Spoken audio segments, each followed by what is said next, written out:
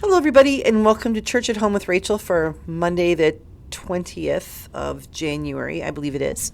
Today, I would like to refer again to this book, Life in Two Worlds by Ted Nolan. In the very last part of the book, he talks a lot about something that is has become in my time in the Diocese of Brandon, something that has become very powerful for me and something really quite important. I want to share with you the last couple of paragraphs of the book. He says here, in recent years, my siblings and I have begun talking more and more about our experiences.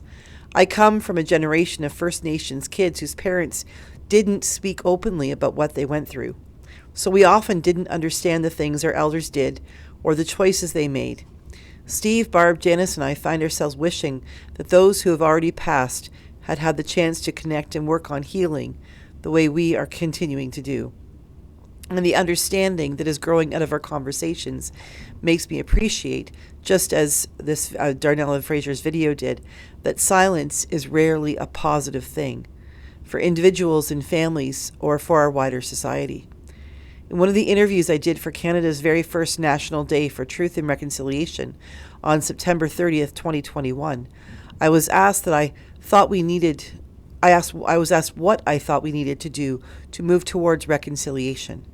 It's certainly a big challenge to meaningfully address so many injustices of the past, including the residential and day schools, the 60s scoop, the missing and murdered Indigenous women. But I said that more than anything, I wanted Indigenous and non-Indigenous folks to work with open hearts on understanding each other. That may sound like a simple solution, but it's not. It takes effort, real effort.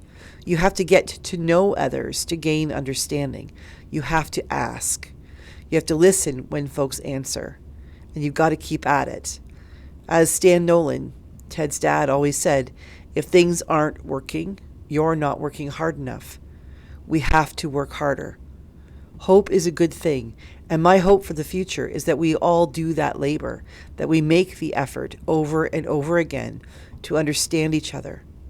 Perhaps this book can play a small part in that. And that was right. Ted Nolan wrote that January 2023, so 2 years ago. I find it very powerful, really, really powerful. I am often at a loss for knowing how am I called to live into the calls to action from the Truth and Reconciliation Commission. How am I, as a bishop in the church, how am I as a Christian, as a Canadian citizen, called to work toward those things? Some of them, one of them in particular, I did sort of by accident when I was invited by the University of Calgary. Their nursing school invited me to go up to Cold Lake to their satellite training. And I led a session on the TRC, the Truth and Reconciliation Commission, the calls to action, using a resource that the Anglican Church of Canada put together. And by doing that with the nurses, I was actually helping to fulfill one of the calls to actions of the 94 calls to action, because it was in introducing and teaching our medical personnel, students, doctors, nurses, etc., about residential schools, about the relationships with the Indigenous people and what had happened in the past. So I completely, separate from the church. I mean, I was asked to do it because of the church connection. But I was able to answer a call from a group of people, with a group of people I would never have had opportunity. And I think that's the key, is being open to opportunity, being open to listening to what people are asking and what they're saying, and being open to saying, I can do that, I can try that. He talks about the fact that things weren't spoken. And there's so much history that went unspoken, and so many of the Indigenous elders who cannot or will not speak of what happened to them. And I think I understand that. I think I can understand to a little bit of a degree. Maybe not understand, but I can empathize with that. I think if I had lived through difficult times, I don't know that I would necessarily want to talk about them, let alone share them with my children or grandchildren. But there are some who realize, and some people who have had the courage.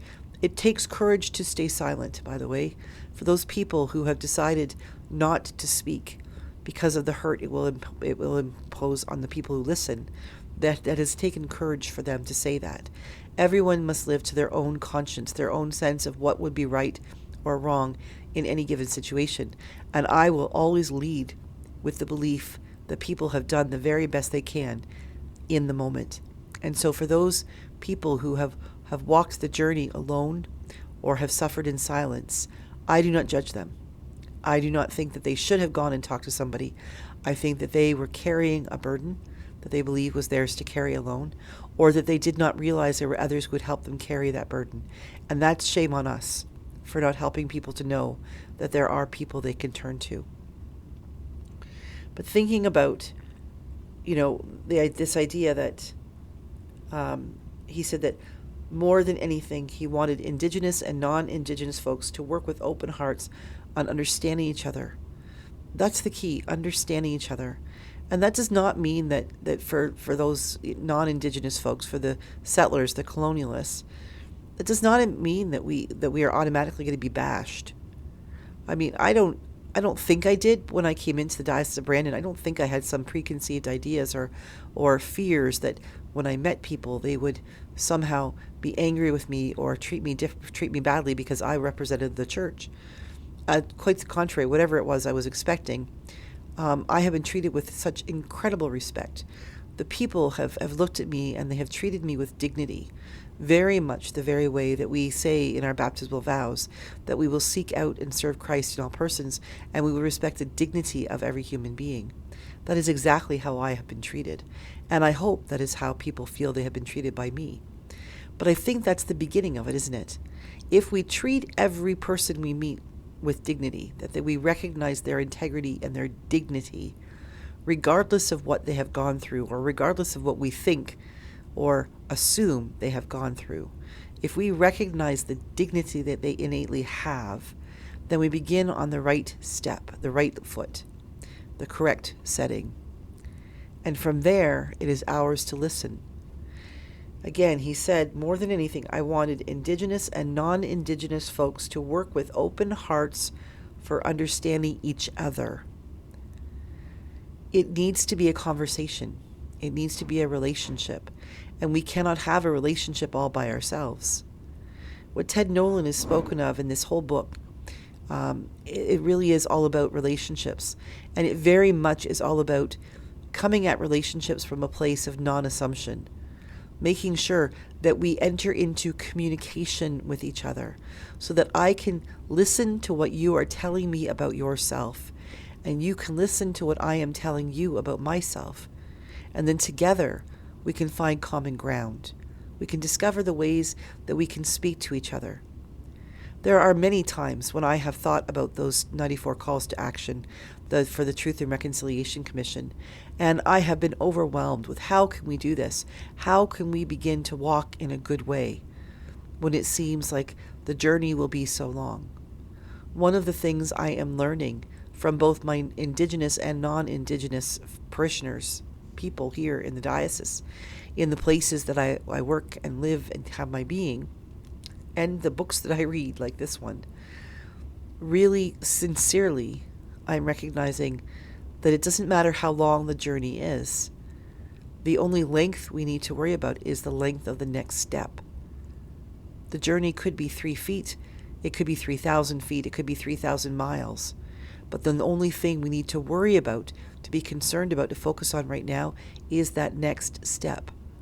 For me, the next step is about listening and learning how to communicate and allowing myself to be vulnerable to people when I'm asking them to be vulnerable with me.